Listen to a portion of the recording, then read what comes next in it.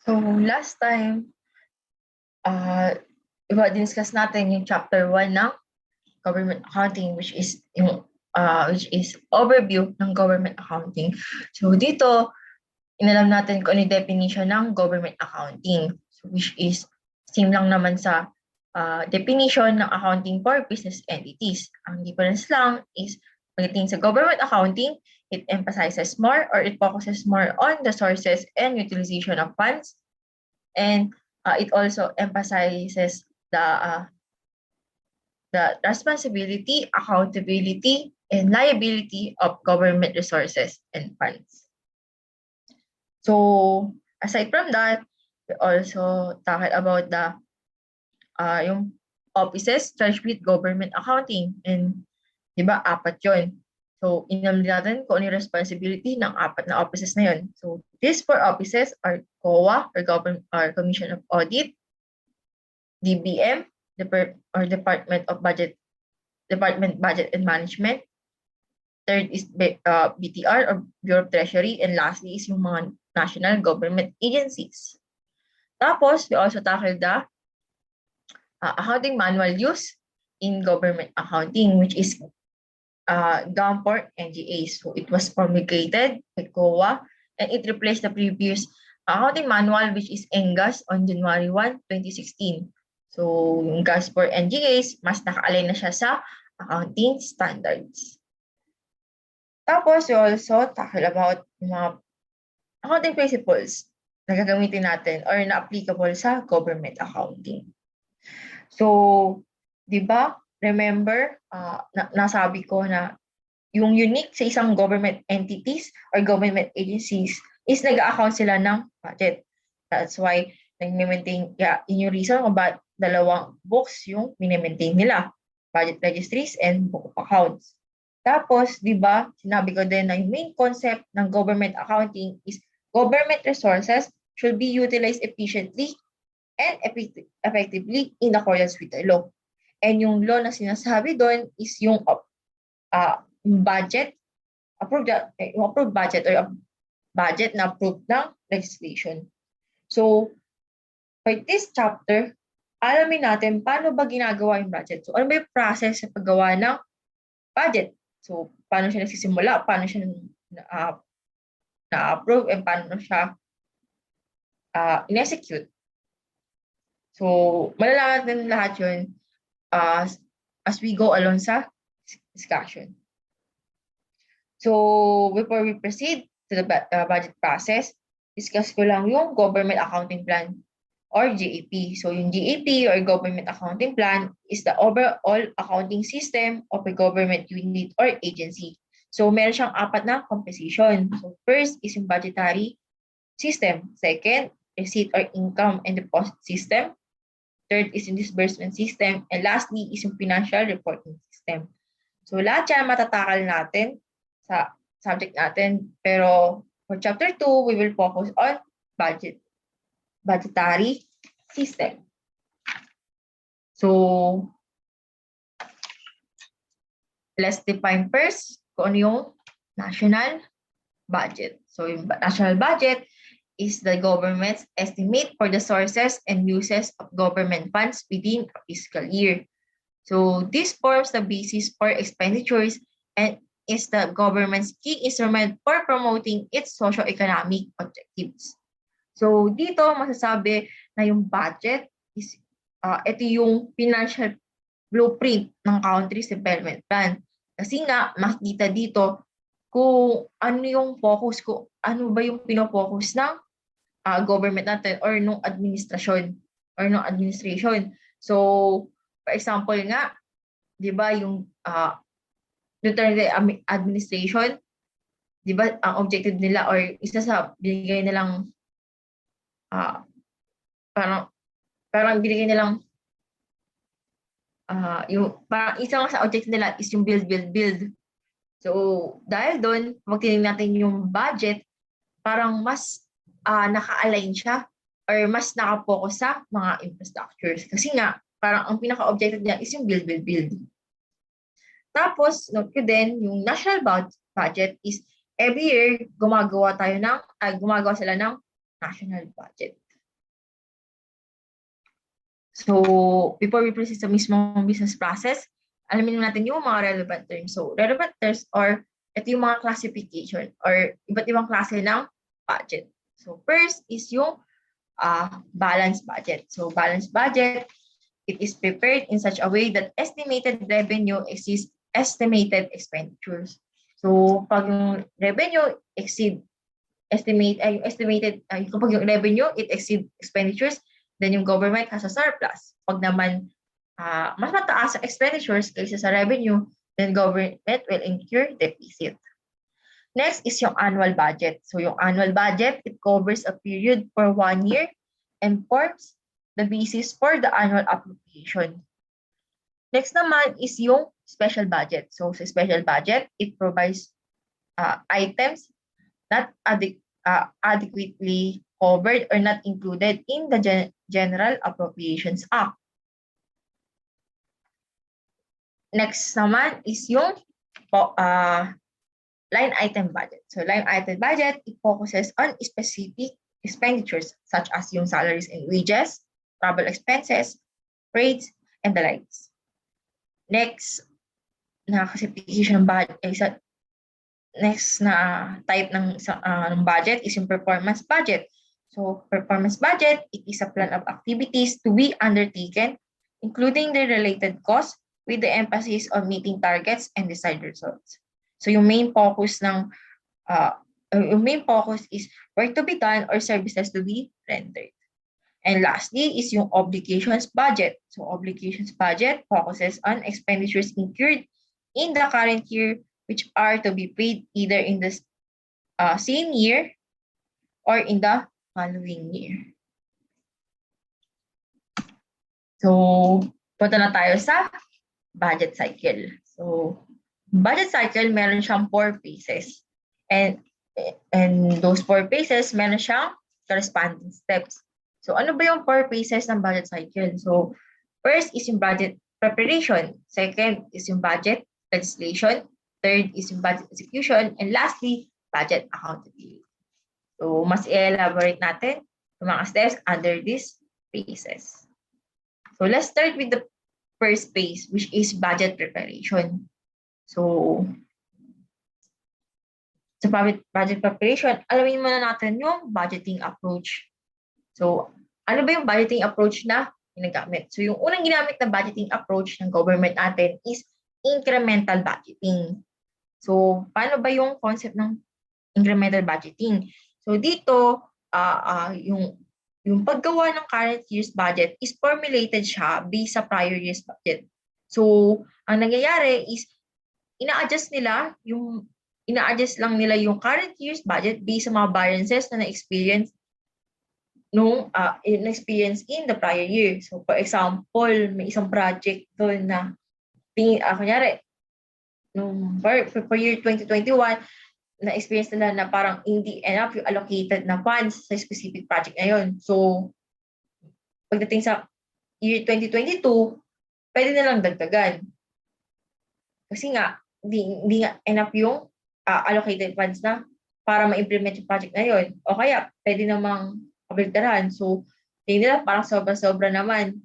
So, pwede nilang bawasan yung allocated budget sa specific project na yun or program. So, dahil doon, ito yung reason kung bakit tinawag siyang, bakit yung other term niya is, yung other term niya is rollover approach. Kasi nga, parang yung prior year's budget, magugulungan mo lang papuntang current year budget. So, parang i-roll over mo lang siya. Kasi yung current year's budget is naka-base siya dun sa prior year's budget. So, nagkakaroon lang ng differences based nga lang sa mga variances na nila. And dahil nga niro-roll over lang siya, yung mga proposed programs or expenditures in the previous year is automatically na-approve na. So, dahil doon, isa yun sa naging disadvantage ng incremental budgeting. Kasi nga, parang prone siya sa abuse. Dahil nga, di ba, yung mga proposed programs of expenditures na proposed last year is automatically ma-approve na the current year. So parang hindi ma-check mabuti. Siyempre, kaya siya pinopose last year kasi nga kailangan siya. Pero in the current year, pwede hindi na siya kailangan. Pero dahil nga parang rollover nga lang incremental budgeting, parang automatically na-approve na siya. So parang hindi na set yung prioritization ng goals pagdating sa expenditure kapag ginagamit yung incremental budgeting. So dahil doon, noong 2011, nag-decide yung government natin na palitan yung budgeting approach. So from incremental budgeting, ang gagamitin na is yung zero-based budgeting. So paano naman po sa zero-based budgeting? So yung concept niya is yung current year budget is formulated siya without regard sa previous year's budget. So parang wala siyang pakialam. So gagawin yung current year's budget as is. Hindi siya i-align or hindi siya i-base sa prior year's budget. So ito yung reason kung bakit yung other term niya is clean slate or back to zero approach. Kasi nga, back to zero. So, from the scratch ulit. Parang, sisimula ko ulit sa pinaka-umpisa. Kasi nga, parang, yung prior year budget is parang i-dispose na siya. Kasi, parang, separate yung prior year's budget, tsaka yung separate din yung current year's budget. So, dito, sa approach na to, yung mga government agencies required sila na i-justify yung current year's proposed programs and expenditures, respective if yung mga proposed programs or expenditures na yun is bago or na kinere over lang sila from the previous year. So, by using this approach, mas makikita kasi nila yung mga programs or expenditures na mas kailangan in the current year. So, mas maipa-prioritize nila kung ano bang mga programs yung dapat i-implement in the current year. So, by using this approach nga, mas nagiging effective and efficient yung utilization ng funds. Pero noong 2014, pinalitan ulit nila yung budgeting approach and inintroduce si performance-informed budget. So, sa performance-informed budgeting, it focuses on the financial information. So, ano yung financial information? Performance information rather. So, yung performance information, it includes the purpose for the funds, outputs to be delivered, outcomes to be achieved, and cost of the programs, activities, and projects. So, by using this approach, it makes the budget a comprehensible, transparent, and accountable document accessible for everyone. So, by using also this approach, it shows the link between fund allocated for government projects, activities, programs, and the projected results and outcomes of these. So, in short, kapag walang outcomes or results, then di siya bibigyan ng budget. So, kaya sila nag-resort sa performance-informed budgeting. Kasi, in the past, yung national budget natin, parang napapansin nila, maraming programs or projects na hindi naman ina-specify yung tangible result or expected outcomes. So, dahil dito, naisip nila or inintroduce nila yung PIB o yung performance-informed budgeting. Kasi nga, dito, mas makikita nila kung anong programs or budget talaga yung dapat pag-allocate ng funds. So, makikita nila na, okay, itong specific project na to, ganito pala yung target na outcome nila. So, alam mo yun, parang mas siguro nila na mai-implement yung project or program kasi nga, meron siyang parang meron siyang ginugol na outcome or result. So, example, kunwari, ina-assess ng government natin yung budget for housing sectors. So, housing sectors, magpapropose sila ng budget for housing. Kaya magbibigay ng pabahay nga. So, ang magiging result, yung justify nila yun, sinabi nila na yung result ng program namin or ng project namin is mabibigyan ng bahay yung mga yung mga informal settlers. So, tingin nila 100,000 informal settlers yung mabibigyan na lang ng pabahay. So, di ba? Yun yung result. Eh dahil may isang specify na result, so pwedeng from this result, dito titingnan kung dapat ba siyang i-priority or hindi. And by looking at these results, then malalaman kung kung bibigyan ba sila ng budget. So, to summarize, performance-informed budgeting, magkakaroon ka lang ng budget or magkakaroon lang ng budget yung agency mo if meron kang results or outcome na ginugol o ipapakita.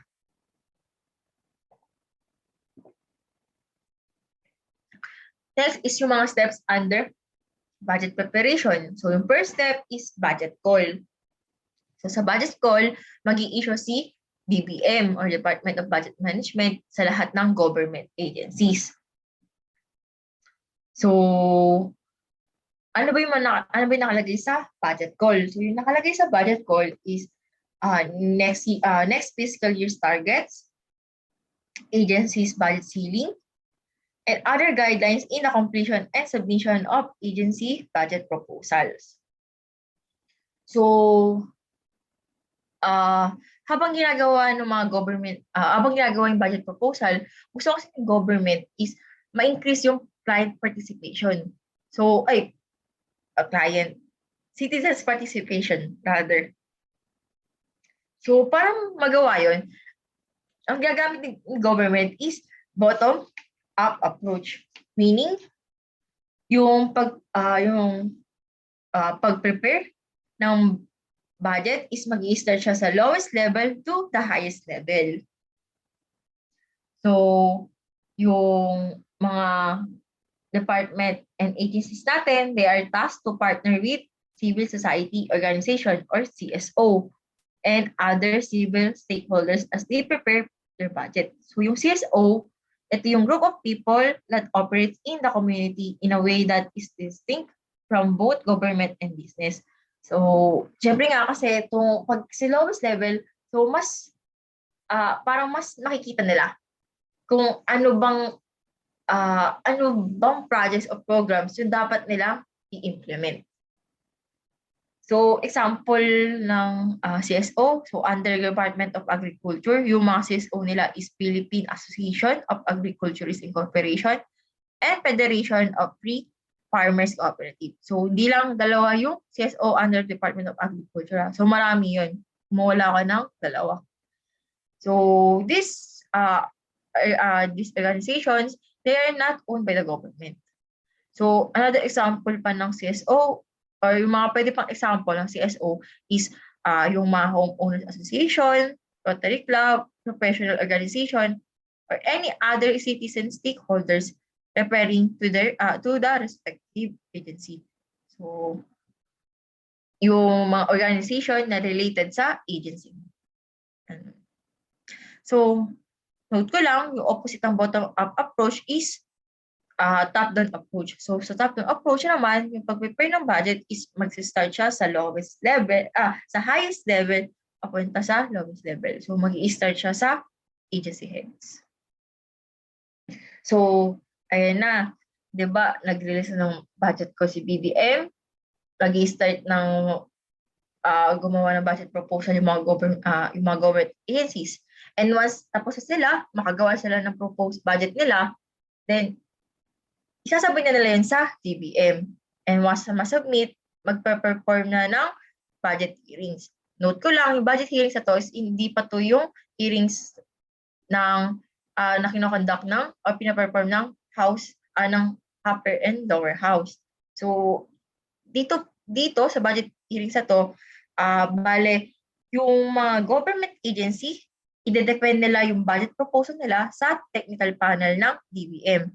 And they will be subject for recommendation and review. So, si DBM, they will deliberate the project proposal and titingnan nila if yung prioritization ng programs are met.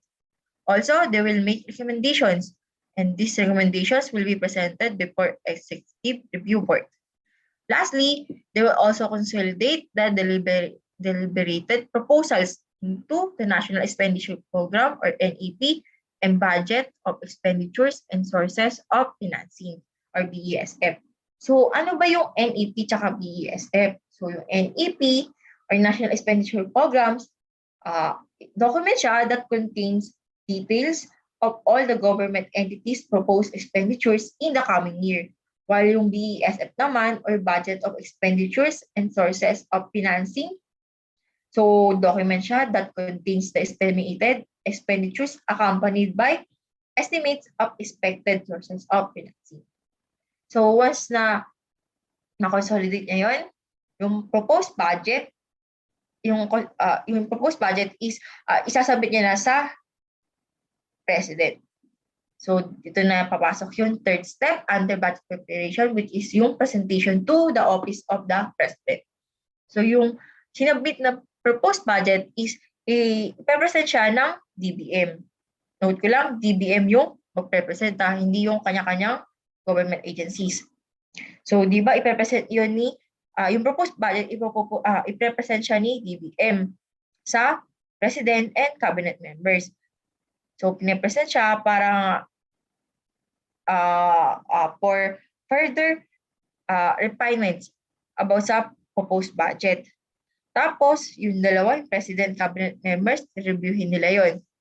And once na ma-approve na ng President yung approved budget, DBM will prepare and finalize the budget documents to be submitted to the Congress. So, itong proposed budget na to, it will be referred to as President's budget.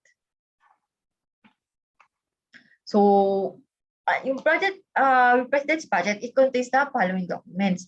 So first is yung President's budget message. So President's budget message, it is a document that contains the President's explanation of the country's fiscal policy and budget priorities. Next document is yung NEP nga, or National Expenditure Program. Sabi ko na kanina yung meaning ng national ng NEP.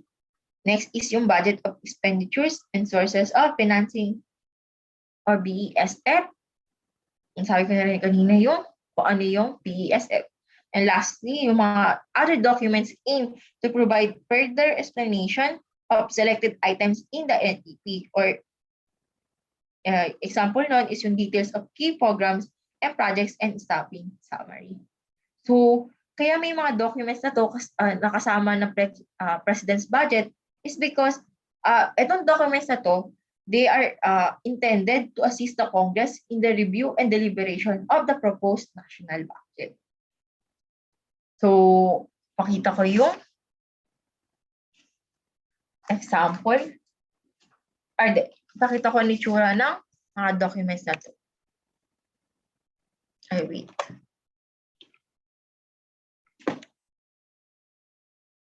Saan yun? Wait lang.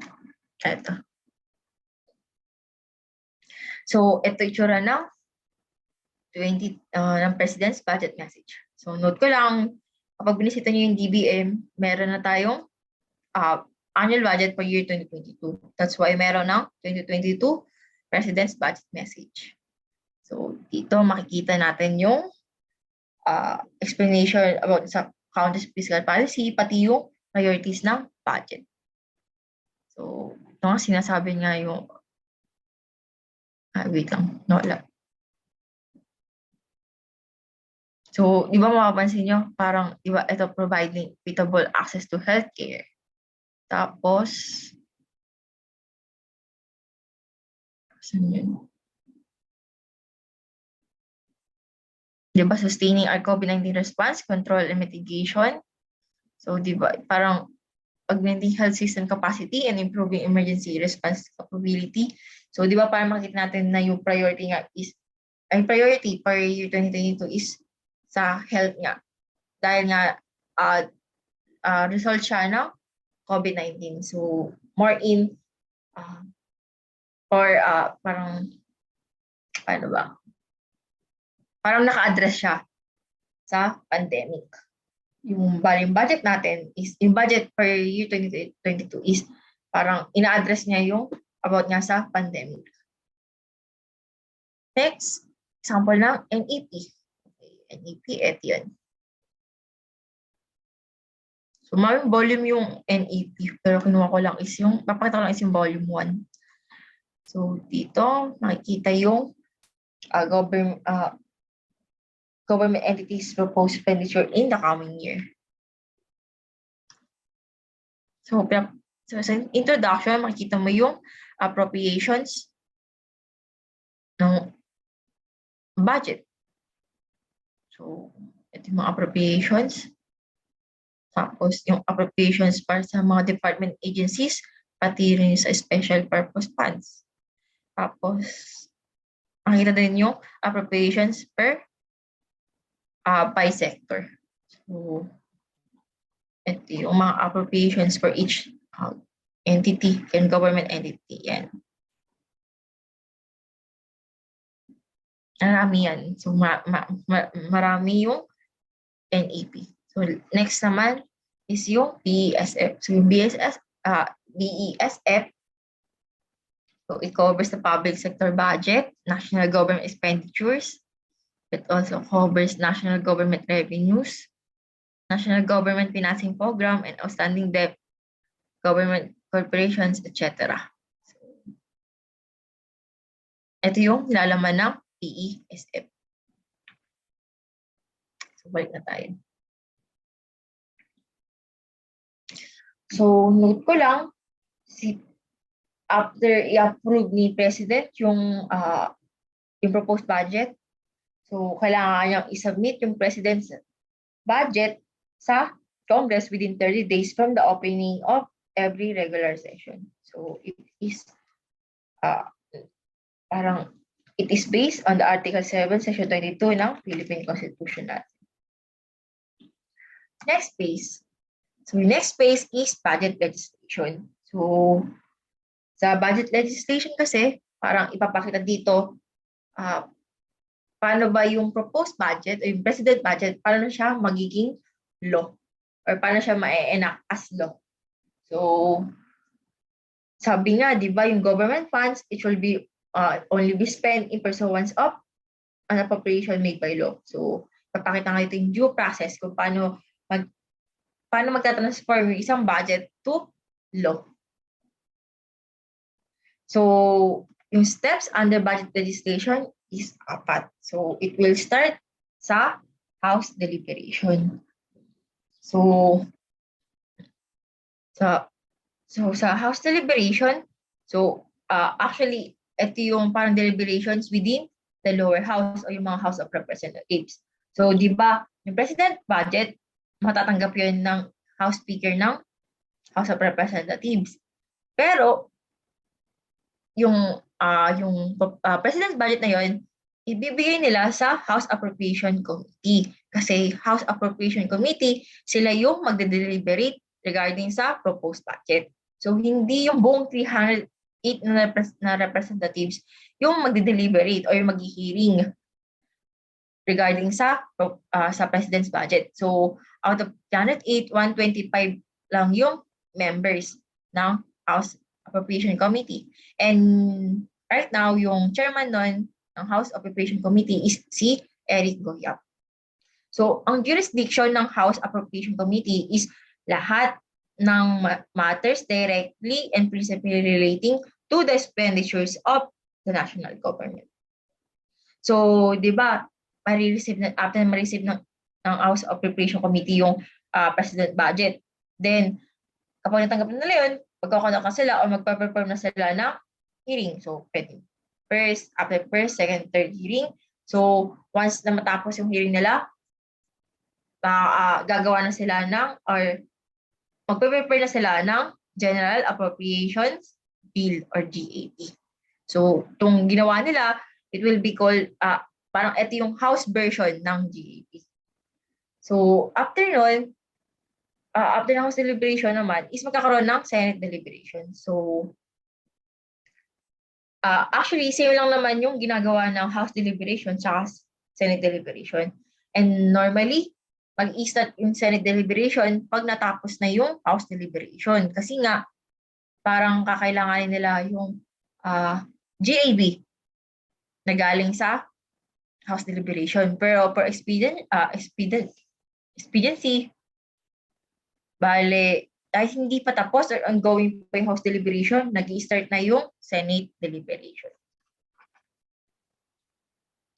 So, same sa House deliberation, hindi rin, meron din specific na committee na mag-deliberate or magkakonduct ng hearing about sa proposed budget. So, sa Senate, meron tinatawag na Senate Finance Committee, and it was headed by Sani Angara. So, sila yung magde-deliberate. So, sila yung magkakonduct ng hearing regarding sa proposed budget. And after nun, yung magiging end product nila is yung Senate yung parang end product nila is JB din, General Appropriation Bill, pero Senate version. So, di ba nagawa na yung House deliberation, tapos pati yung Senate deliberation. So, meron dalawang versions, House version and Senate version. So, dahil may dalawang version, dito papasok si bicameral deliberations. So, yung bicameral deliberations, parang meron siyang committee called Bicameral Conference Committee, and na-form siya to harmonize any conflicts between the representatives and Senate versions of the GOVs. So, parang titingnan nila kung ano yung conflicts between those versions and nire-resolve yun. And kapag nakita nila kung paano once na ma-resolve nila yung conflict between those versions, ibabalik nila yun sa both houses para i-ratify yung dalawang house na yun. And once na na-ratify na, then bubuo na yung final version ng GAB. And yung final version ng GAB, ito yung isasubmit sa President for enactment.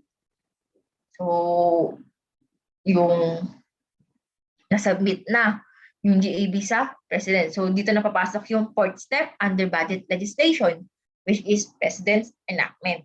So, sa President's enactment, once ma-receive niya yung final version ng GOV, re-reviewin yun ng TBMN ng President. So, if okay sa kanila yung GAB, then i-enact na siya ng President. So, yung bill, magiging na siyang General Appropriations Act or magiging batas na siya. So,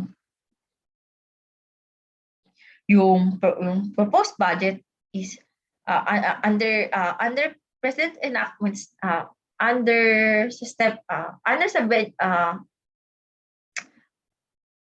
pagdating sa step na to, yung proposed budget is magiging bill na nga siya. Ay magiging law na siya. So, pero note ko lang, pwedeng exercise ng President yung kanyang veto power as compared to him under the Philippine Constitution. So, ano ba yung veto power? So, yung veto power is parang power siya ng President na i-refuse to sign a bill. So, parang kapag in-exercise ng President yun, parang i-prevent niya, parang yung bill na yun, hindi siya magiging law. And note ko lang, kapag in-exercise ng President yung veto power niya, kailangan niya gumawa ng veto message. So sa veto message, nakalagay doon kung ano yung mga niya in-approve and pati yung reason kung bakit niya in-approve yun. So papatok sa inyo yung itsura ng veto message.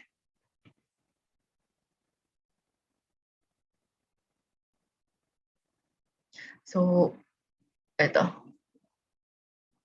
So itong veto message na to is for year 2021. Kasi walang veto message no for year 2020. So, ayan. Binasa nyo. Tapos, ayan, accordingly, I'm constrained to veto the following special provisions authorizing the use of income. So, naka-indicate dyan yung mga di niya in-approve and Ano yung reason kung bakit hindi? So, balik na tayo. And once ma-approve na yung budget, di ba, magiging ano na siya, yung budget, tatawagan na siyang General Appropriations Act or dahil law na siya. So, yung approved budget, ito na yun. So, yung GAA, ano na siya, approved budget. And yung approved budget is, ito yung expenditure authority derived from appropriation laws, government ordinances, and other decisions related to the anticipated revenue or receipts for the budgetary period. And yung approved budget, it consists of the following. So, first is new general appropriations. Second is continuing appropriations. Third is supplemental appropriations. Fourth is automatic appropriations. Fifth is unprogrammed funds. Six is retail income or funds. And seven, revolving funds. And last is standard receipt. So, di ba makikita nyo, ang daming appropriation. So, note ko lang kung ano yung definition ng appropriation. So, yung definition ng appropriation is ito yung authorization made by the legislative body to allocate funds for purposes specified by the legislative or similar authority. So, yung appropriation, ito yung authorization na ginawa ng ito yung authorization na ginawa ng legislative body para mag-allocate ng funds sa mga government agencies. So, first, ano yung new general appropriations? So, new general appropriations, ito yung annual authorizations for incurring obligations during a specified budget year as listed in the GAA. So, sa new general appropriations, parang ito yung mga bagong obligations na na-incur lang siya in the current year. So, nung previous year, wala siya. Tapos biglang this year, nagkaroon ng bagong obligation. So, yung obligations na yun,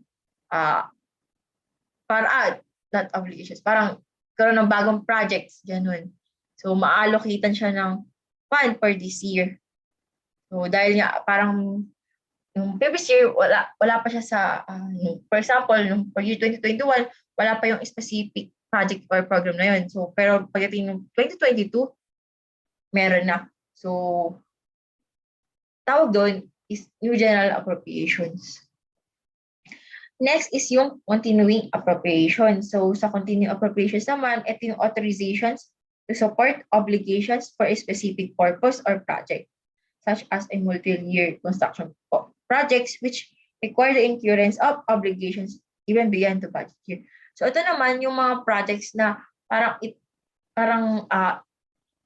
matagal siya. So, it takes a lot of years bago siya ma-complete. So, kaya siya continuing appropriations kasi, di ba, parang last year, ano na siya, program or project. Tapos din nasimulan na, may allocated funds na to for current year, na-carry over yun kasi nga hindi pa tapos. So, i-allocated ulit siya ng funds. So, tawag doon, continuing appropriations. Third is yung supplemental appropriations. So, these are additional appropriations authorized by law to augment the original appropriations, which prove to be insufficient for their intended purpose due to economic, political, or social conditions, supported by a certification of availability of funds from the BDR. So, kapag supplemental appropriations naman, for example, di ba may projects or may project. So, nung prior year, parang, prior year, parang, di ba? So, parang may project. Tapos, syempre, meron siya original appropriation. So, parang merong original na amount na allocated sa pansa kanya. Kaya lang, napansin doon, nung ginawa yun is parang hindi sufficient yun para ma-implement yung project na yun. So, dahil doon, parang magkakaroon ulit ng supplemental or dadagdagan yung allocation for that specific project. Para nga, kasi nga hindi sufficient yung fund para ma-implement yun. So, parang parang mag-a-add sila ng allocation for that specific project. Pero note ko lang, iba nga, kailangan supported siya ng certification of availability of funds from the DTR. Next is yung automatic appropriation. So, yung automatic appropriations, ito yung authorizations program annually or for some other period prescribed by law which do not require periodic action by Congress. So, ito yung mga projects na hindi na kailangan ng periodic action by Congress. So, parang every year, kapag gagawa yung budget, parang matik na meron ng allocated na funds for that specific project. Or parang meron ng specific na, parang automatic na meron ng naka-appropriate na funds for that project. Next is yung unprogrammed funds. So, unprogrammed funds are standby appropriations authorized by Congress in the annual GAA, which may be bill only when any of the following instances occurred. So, dito,